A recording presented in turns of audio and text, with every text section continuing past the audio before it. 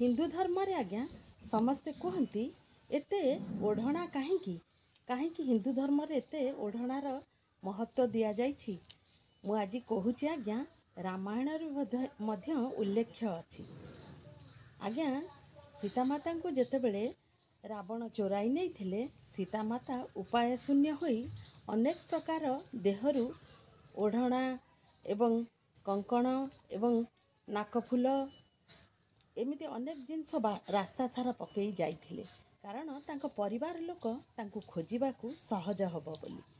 जेतेबेले लक्ष्मण आ हनुमान तांको खोजिबाकू वनस्थकू गले गोटे पर गोटे जिनस देखिले। हनुमान देखी लक्ष्मण को पचारिले ए कंकण कहार? लक्ष्मण कहले ये मो भाउजंकर। ए ओढ़णा कहार? ये मो भाउजंकर। जेतेबेले नाकफुल कथा पचारिले लक्ष्मण उत्तर देले ए नाकफुलटा बोधे मो भाउजंकर होइथिबो। हनुमान सेटु कहले सबु जिनस चिन्हि पारुचंती किंतु नाकफुल को चिन्हि पारु नाहंती।